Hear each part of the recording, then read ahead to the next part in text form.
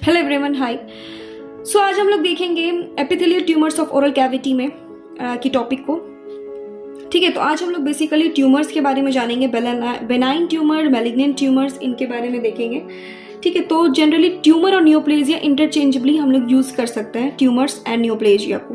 ठीक है, तो ये क्या होता है, एक एबनॉर्मल अनकोऑर्डिनेटेड ग्रोथ होती है। ठीक है, जिसमें कि टिश्यू डिवाइड करने लग जाती है बहुत ही ज़्यादा, और बिना किसी भी डेथ के टिश्यू डिवाइड करते रह जाती है। तो क्या हो जाएगा, एक एबनॉर्मल मास ऑफ ग्रोथ देखने को मिलेगा, एबनॉर्मल ग्रोथ देखने को मिलेगा। और इसमें ऐसा होता था ना कि पहले हम लोग जैसे देखे थे, हम लोगों ने देखा था कि मेटाप्लेजिया, हाइपरप्लेजिया, इन सभी चीज़ों में सेल अपने आप को अडेप्ट कर लिया करता था, और जैसे स्टिमुलस चला जाता था सेल अपनी नॉर्मल कंडीशन में चली जाती थी। मगर इसमें क्या होता है कि स्टिमुलस अगर नहीं भी रहेगा तो भी अब ये वापस ये नियोप्लेजिया नॉर्मल टिश्यू में कन्वर्ट नहीं हो सकता। स्टिमुलस ने इसे इवोक किया था, उसके चले जाने के बावजूद भी इसका ग्रोथ नॉर्मल नहीं होगा। सो ये कुछ बातें थी ट्यूमर्स या फिर नियोप्लेजिया के बारे में।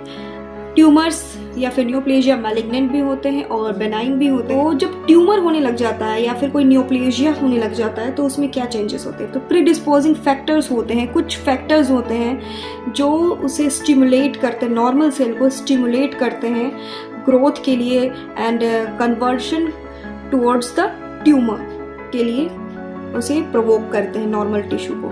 जैसे कि यूवी रेडिएशन हो गया, एक्सेसिव इनटेक ऑफ टोबैको, ये सब जनरली ओरल कैंसर के कॉज, ओरल एटियोलॉजिकल फैक्टर हैं ओरल कैंसर्स के, जो हम लोग आगे देखेंगे।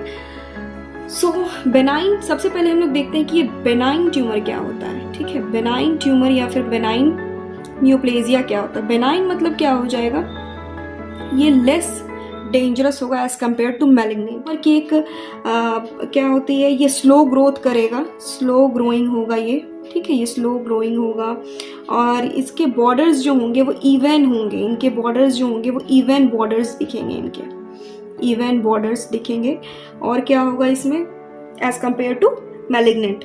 ठीक है, और फिर क्या होगा, ये जल्दी से दूसरे ऑर्गन या दूसरे पार्ट्स ऑफ द बॉडी में ये स्प्रेड नहीं होगा, और इसका जस्ट अपोजिट जो होगा वो मैलिग्नेंट ट्यूमर में होगा या फिर मैलिग्नेंट नियोप्लेजिया में होगा। तो वो डिफरेंस आप लोगों ने पढ़ा ही होगा, वो आप आगे देखेंगे। तो ये बेनाइन ट्यूमर के बारे में था। तो जनरली क्या होता है, एक नॉर्मल सेल होता है।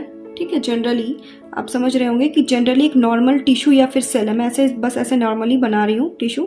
इसमें क्या हो जाता है, सबसे पहले बहुत सारे फैक्टर्स इसे अफेक्ट करते हैं। ठीक है, इसे बहुत सारे फैक्टर्स क्या करते हैं कि बहुत इसे अफेक्ट करते हैं, स्टिमुलस। ठीक है, बहुत सारे स्टिमुलस जो होते हैं, जेनेटिक भी होता है इसमें, बहुत सारे स्टिमुलस जो होता है उसे अफेक्ट करता है। तो ये अपने आप को अडेप्ट करने की कोशिश करता है। ठीक है, अडेप्टेशन करने की कोशिश करता है, यानी जिसमें हम लोगों ने पढ़ा था हाइपरप्लेजिया, मेटाप्लेजिया, ये सारा चीज़ पढ़ा था ना हम लोगों ने, सेलुलर एडेप्टेशन सेकेंड ईयर में पढ़ा होगा हम लोगों ने।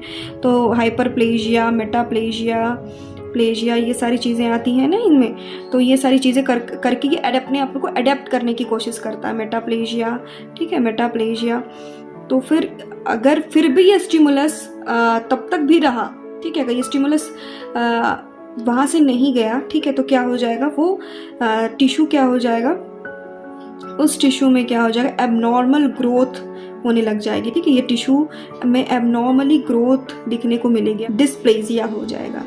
ठीक है, डिस्प्लेजिया क्या होता है, इसके रिलेटेड हाई लेवल ऑफ अनकोऑर्डिनेशन दिखेगा सेल्स में। ठीक है, यानी कि न्यूक्लियस, साइटोप्लाज्म, न्यूक्लियस सेल से बड़े दिखने लग जाएंगे, न्यूक्लियोसिस होने लग जाएगा। बहुत सारे फीचर्स है, डिस्प्लास्टिक फीचर्स, जो हम लोग आगे देखेंगे। अभी तक ये मैलिग्नेंट में कन्वर्ट नहीं हुआ है, इसे अभी तक हम लोग इसे बेनाइन कह सकते हैं। ठीक है, उसके बाद क्या हो जाएगा कि carcinoma in situ, carcinoma in situ जैसे हो जाएगा।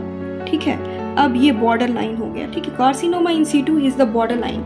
इसके बावजूद भी अगर ये ग्रो करता रह गया ड्यू टू सर्टेन फैक्टर्स, ठीक है, जो हम लोग अलग अलग टॉपिक्स में पढ़ेंगे, तो ये मैलिग्नेंसी में कन्वर्ट हो जाएगा। तो इसी बीच में आ जाएगा pre malignant condition and pre malignant lesion. तो चलिए अब हम लोग देखते हैं कि ये pre malignant condition and pre malignant lesion क्या होता है। यानी ये कार्सिनोमा इन सीटू के पहले आता है, ठीक है। कार्सिनोमा इन सीटू के पहले क्या आ जाएगा, डिस्प्लास्टिक फीचर्स, ये सारे फीचर्स किस में दिखेंगे हम लोगों को, प्री मैलिग्नेंट कंडीशन और प्री मैलिग्नेंट लीजन्स में दिखेंगे।